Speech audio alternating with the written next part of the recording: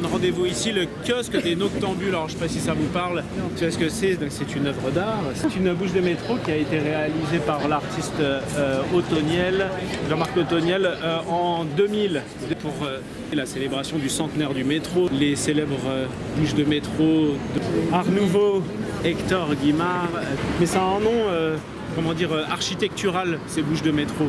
Architecturalement, ou en tout cas dans l'urbanisme, dans le mobilier urbain, on n'appelle pas ça une bouche de métro, c'est un petit nom. Ah. Ça s'appelle un édicule. Sachant que les colonnes Maurice, toutes ces choses-là sont également des édicules. Après, voilà, ça a été un petit peu augmenté en développement. D'ailleurs, en mobilier urbain, mais à l'origine, un édicule, donc c'est une bouche de métro. Et donc ce cher Othoniel, artiste, et donc c'est fait donc en verre de Murano. Et donc c'est surtout l'idée de cette célébration des 100 ans de métro parisien. Ce palais qui à l'origine est construit par le cardinal de Richelieu, donc ministre principal de Louis XIII. Et donc pourquoi il fait construire ce palais ici? Puisque donc juste derrière c'est le Louvre Résidence Royale et il souhaite être au plus proche du roi. Et à sa mort, Richelieu va léguer son palais au roi, donc à Louis XIII. Pour information, Louis XIII va mourir très rapidement après Richelieu. 6 mois après Richelieu, il va mourir. Il ne va pas en jouer spécialement et donc c'est son fils qui va en hériter. Son fils, le futur Louis XIV, qui hérite de ce palais, il a 4 ans. Voilà. Il a 4 ans, il est propriétaire de ce palais. Il va s'installer ici avec sa mère, Anne d'Autriche, et ils ne vont pas énormément se plaire dans ce palais. Ils vont y rester un petit peu dans l'histoire, mais il va y avoir un événement que vous connaissez, j'imagine, qui est la Fronde. C'est en gros l'aristocratie, la noblesse d'époque qui va un petit peu aller en opposition au pouvoir royal, c'est un petit peu contre la monarchie absolue, et qui va se révolter. Il faut savoir que lui réside ici pendant la Fronde.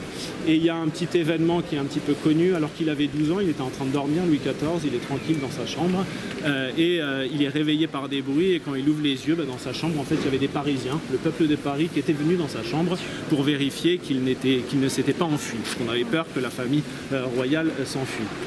C'est cet événement qui a été très marquant pour lui, cet événement particulier et la Fronde de manière générale, qui lui a fait prendre plus tard la décision de Versailles, de la construction de Versailles.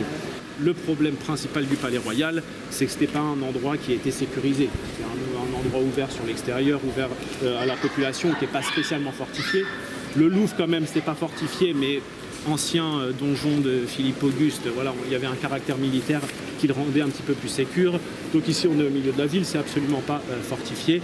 Et cet événement de la Fronde, il va vouloir, Louis XIV, avoir la noblesse sous contrôle.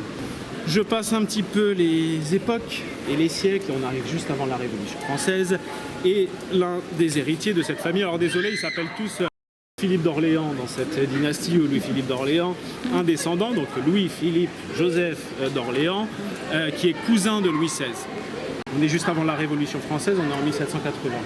Alors il est un petit peu connu, ce monsieur, il est connu notamment pendant la Révolution sous le nom de Philippe Égalité. Je ne sais pas si ça vous parle, Philippe Égalité, donc cousin de Louis XVI.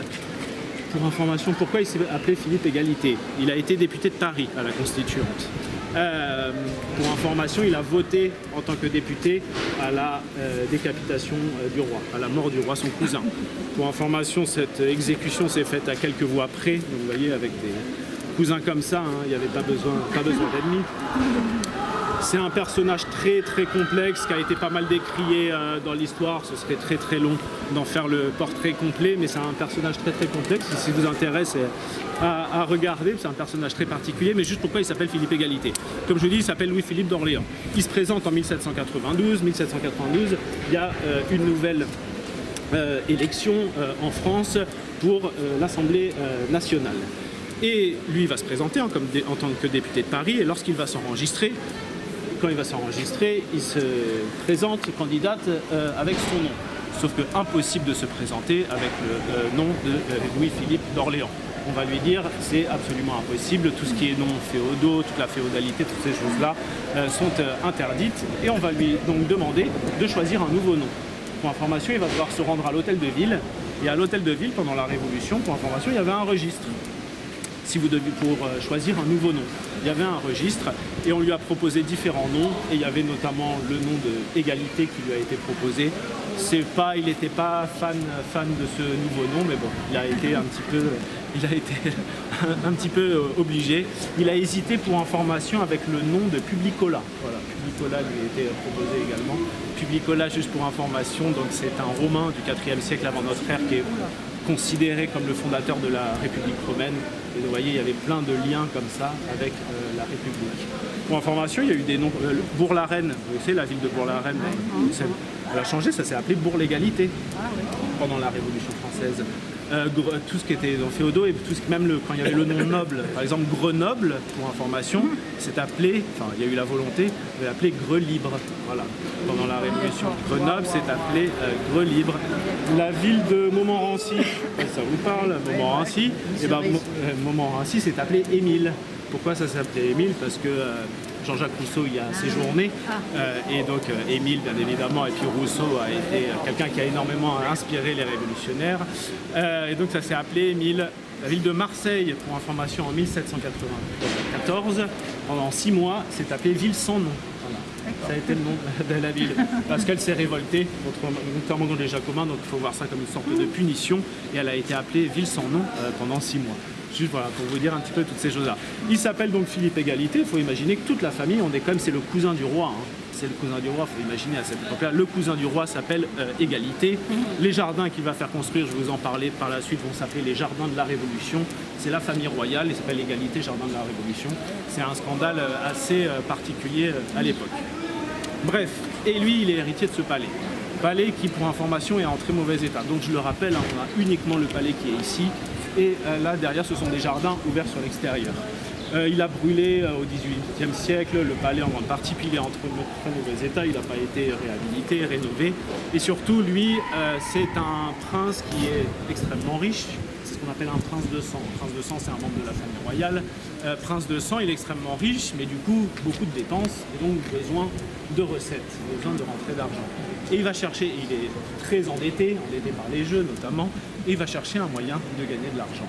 Et ce moyen de gagner de l'argent, c'est de construire tout autour du jardin, donc il va réduire la taille des jardins, et tout autour du jardin, il va construire des arcades comme ça, ouvertes avec des appartements, et au-dessous avec des boutiques.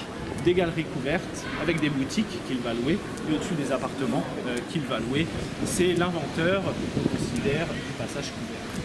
Il faut imaginer vraiment le coin à la mode, le quartier à la mode à la fin du XVIIIe siècle, c'est ici.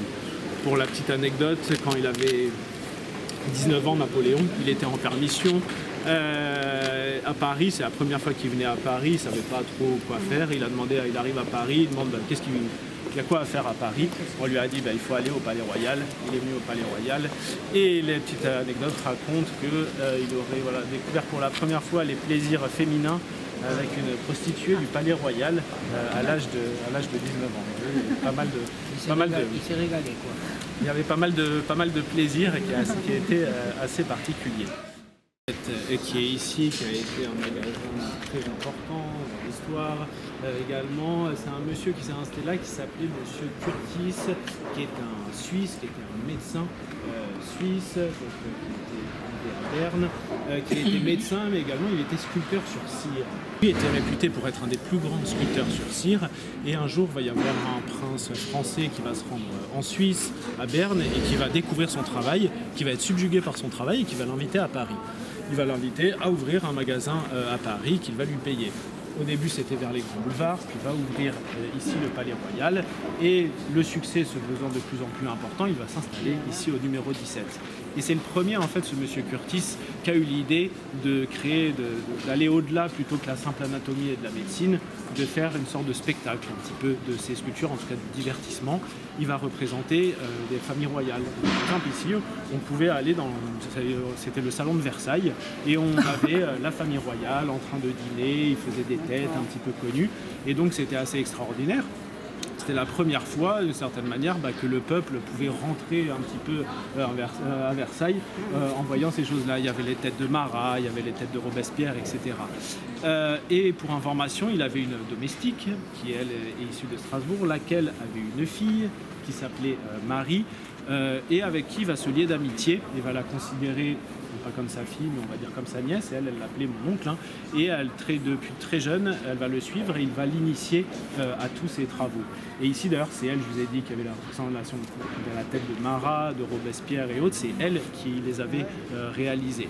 Le café qui est ici, alors, qui s'appelle plus le café de Foix, mais avant, à la Révolution, donc 1790, a ouvert ici le café de Foix et qui est resté dans l'histoire pour un événement marquant. C'est ici pour information que le 12 juillet 1789, Camille Desmoulins, il faut imaginer, il y avait énormément de tables, beaucoup plus de tables qu'aujourd'hui. Et donc pour résumer encore une fois, le 12 juillet 1789, on a le ministre des Finances de l'époque, Necker, un autre Suisse, Necker qui était très apprécié par le peuple. On disait que c'était un réformateur, voilà, pas très libéral et plutôt proche du peuple. Et ce ministre des Finances, le peuple apprend le matin du 2 juillet qu'il est renvoyé par Louis XVI. On est en pleine hystérie pré-révolutionnaire. Encore une fois, on pense à des complots absolument partout. Et ici, comme je vous l'ai dit, on était au cœur de la Révolution française. Et Camille Desmoulins, jeune avocat, connu pour être journaliste, mais à l'origine, il était avocat. Il va créer journaliste par la suite. Il est en train de manger ici. Il apprend cette nouvelle. Il va se lever sur une table et il va faire un célèbre discours où il va appeler la population aux armes que va prendre la population très rapidement, et notamment va s'en suivre le 14 juillet et la célèbre prise de la Bastille. C'est pas que à lui que l'on doit la prise de la Bastille évidemment, mais c'est ce qui est considéré que c'est un élément et un événement fondateur. Deux petites choses là-dessus, il est debout sur une table et il cherche un moyen de rallier la cause de la population. Parce qu'on va décider de créer, à partir de cet acte, on va décider de créer une milice qui va être créée ici même à la suite de ce discours de Camille Desmoulins. Et il lui fallait un signe de ralliement pour cette milice, et donc il est debout sur une table, et autour de lui, qu'est-ce qu'il y a? Des arbres, comme vous le voyez. Et qu'est-ce qu'il va faire? En formation, il va prendre une feuille d'un arbre qui est ici, il va se la mettre ici, et c'est ce qui va devenir une cocarde verte par la suite, cocarde de ralliement de la milice.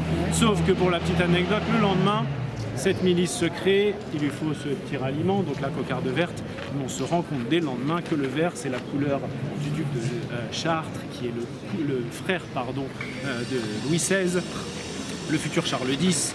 Impossible d'arborer la couleur du frère du roi, et donc on va changer, et petit à petit on va en arriver petit à petit notamment au bleu, blanc, rouge, hein, mais le début commence ici quand on va rechercher un petit peu les couleurs. Et je ne sais pas si vous savez ce que représente bleu, blanc, rouge, vous savez, j'imagine, non? Bleu, blanc, rouge. Rouge de sang. Alors ça c'est encore un peu... d'abord ce qu'elle représente et ensuite ce que représente la représentation. On va faire ce qu'elle représente, le bleu et le rouge, les couleurs de Paris.